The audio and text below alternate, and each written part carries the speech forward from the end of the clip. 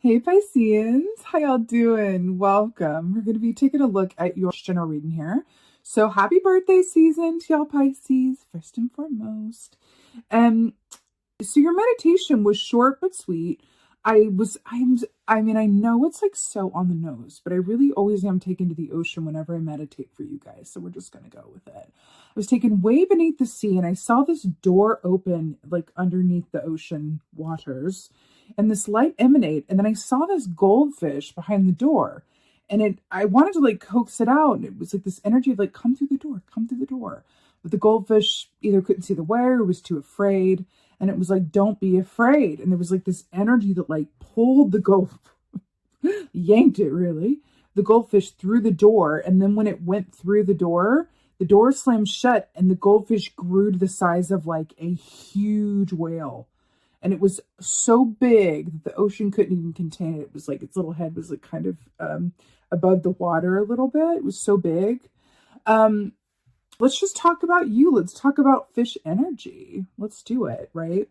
Fish energy, any cultures, is a sign of fertility and good luck, good fortune, all the good things. Animal medicine wise, fish is very much allowing yourself to go with the flow. And in doing so, aligning yourself to your highest and best good without restricting yourself by any sort of overly specific expectation or desire, right? So manifesting from a place of, I want what's in my highest and best good. All right, go on and bring it to me down the river. And it manifesting from that place of non-attachment and faith.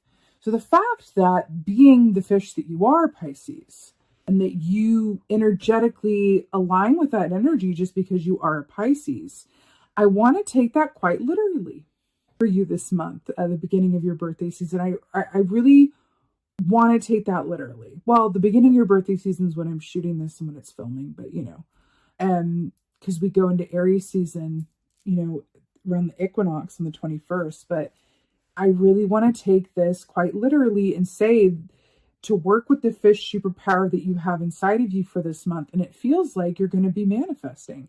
I'm hearing like birthday wishes, things coming through.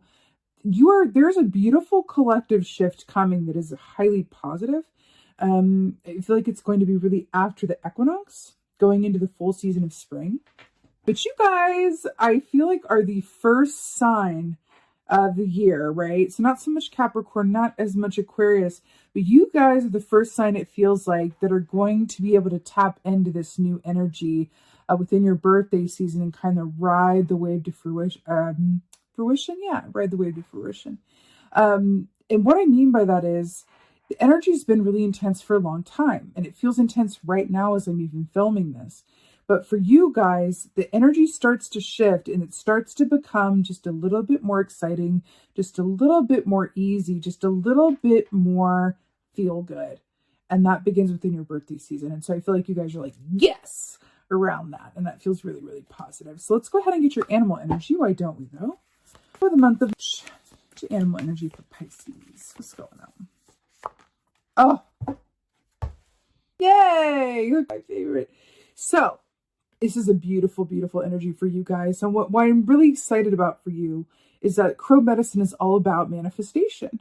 It's all about signs, symbols, and manifestation. Whenever the crow comes a-cawing, it's always a sign that change is imminent. We were just talking about change, and that you're about to manifest something that you've been working towards for a while. That's crow energy. Now, crow energy is also kind of a hybrid between high priestess and magician, where it's about manifesting from a place of intention and clarity and knowing, right? Being deeply connected to your intuition and your manifestation powers, right? This is highly auspicious for you guys. Crows are also about synchronicities and repeating numbers as well. Really feels like things are lining up for you in the month of March, and there's going to be very little doubt about it. It's like you are assured it's so many steps along the way this month that you are on your highest and best path, and that is I don't know if there is anything better than that. When you really know it and you feel it and things are lining up for you and you're like, oh my God, this is what it is. This is what it's like. When all the blocks have been removed and I'm manifesting effortlessly back to that fish energy of just effortlessly flowing down the river. It feels really, really good. This is really, really good. All right, Pisces, what's going on for March? What is going on? 9 of Cups, wish fulfillment, fish. Yes. Wait, it's fish and then a narwhal. Look at that. It's like the fish to the whale. 9 of Cups, wish fulfillment. This is birthday wishes. That's exactly what I already said. It's an abundance. It's happiness. It's success. It's satisfaction. It's a lot of good things. 9 of Cups to start out your reading in your birthday season. I'm so here for this, Pisces. It's exactly like that fish and the whale. Hello. So good. Yay. Starting off with wish fulfillment. Like, what more is there? I'm telling you, this feels really, really good, you guys. It feels really, really good. All right. What else? So happy to see that. Oh my. You have the Fool. What could be better? The Fool. Oh my God. The Fool is the beginning of a brand new cycle, new starts, new reality. What did I say? Did I not say that we're headed, we're coming from a very intense energy and that you guys are going to be the first sign of the year to really benefit from that shift towards a more ease-filled experience, towards new exciting things, toward the road getting just a little bit more familiar again, but in a newly realized, in a better way. And then we had the Fool. Fresh, brand new starts, new beginnings, jumping off into a new road ahead on the back of wish fulfillment. Y'all. So good. That animal that the Fool is riding reminds me of that animal from the Neverending Story. I don't remember what it's called, but Neverending Story. Yes. So we have the 3 of Wands here. This is, oh God, how amazing is that? So wonderful fire energy here. 3 of Wands is very much about setting forth on your path ahead. The Wands are about the actions that you take in relationship to the work that you love to do or pursuits that you are very passionate about. But the 3 of Wands, why it's so brilliant? Because it's about receiving aid. It's about an upgrade. It's about something that is not new and just starting, but something that you've been working on for a minute. And then someone steps in and says, hey, I'm going to recommend you for this. Or, hey, I sung your praises the other night. And then, this person wants to have a meeting with you. Or, hey, like this person wants to fund that. This is the getting help to upgrade yourself after the 2 of Wands, right? Which is a beautiful, beautiful thing. And it's around work that you love to do. It's amazing. It all feels like different colors of like wish fulfillment. But again, I feel like the key here and how, through what route this is available to you, Pisceans, is really embodying that fish superpower energy that you have and allowing yourself to just flow with it. And this is what you get by flowing. 9 of Cups. I can't with this reading, but I will. The Magician. We talked about the Magician already with the Crow and how it's a hybrid with the High Priestess energy. The Magician is all about using all the tools at your disposal to manifest the life that you desire. And then we have this with the 9 of Cups here in the wish fulfillment. This is something that you created by either sheer force of will, intention, or because you cleared all the obstacles that were in the way to you achieving it. But this is something that comes from your hard work or your dreams. Beautiful. God, guys, so good. The Fool. Okay. So we got the 8 of Pentacles to clarify the Fool, but it wanted to come out in reverse, that wily card. 8 of Pentacles in the upright is very much about hard work meeting up with timing and skill, right? I feel like the fact that the 8 of Pentacles in reverse is clarifying the Fool. What did I say about we're coming out of a time where the energy's been tense? There's been a certain way that things have been going for the past couple of years, and we're moving into a new cycle where things are a little bit more ease-filled, and we have this in reverse. Traditionally, the 8 of Pentacles in reverse is not the exact opposite of it in the upright, but that is what I'm feeling in this particular instance. The 8 of Pentacles in reverse is speaking to me of a road that is more ease-filled and flowy than it has been. And it's interesting, too, that we have the Fool like jumping off the cliff, and then we have this like cliff over water here as well, right? But persistence, dedicated effort, faith, and just knowing that you're going to get to where you're going is about to pay off in a huge way for you. I'd love to see it. I'd love to see it. If only every reading were this overly positive. 3 of Wands. But hey, it's your turn. It's your birthday season, right? I love it when it lines up like that. So this is Eight of Swords in reverse with the Three of Wands in the upright. So Eight of Swords in the upright is very much about restricted vision. It's about analysis paralysis. It's about, I just looked up and saw it on the timer. We're talking about synchronicities and repeating numbers. But Eight of Swords in the upright is very much about that analysis paralysis, being in a mental prison to only which you hold the key and can get yourself out of. It's that sort of like, oh, I can't see the forest through the trees, right? The fact that it's in reverse, I do feel like there has been that aspect of you and of the collective that has been going on where it's very difficult to sort of see the light through the trees, or the light at the end of the tunnel, I should say, right? But I feel like light here with the Three of Wands, the fire, is lifting and shifting. I feel like there's also what this is saying. You're headed for such a beautiful gift of perspective and understanding why you needed to come from where you came from. Meaning, there's an understanding that comes into your experience because of how your road is going to play out this month, where suddenly you're really grateful for that breakup that like really rocked you, but you're like, oh God, now I see how it set me on this road, because if I hadn't done that, I wouldn't have moved here, I wouldn't have met this person, then I wouldn't have landed what I just landed by, whatever it means. It's that kind of, it's that Rascal Flatts song, like God bless the broken road. This is what this is for me. It's like you're God blessing that, or goddess blessing, that broken road. And it's really, really beautiful. That to me is a better gift than anything else, because in doing that and having that gift, so much of the past, you're able to heal it. And then moving forward, you're able to look at things that don't necessarily go your way.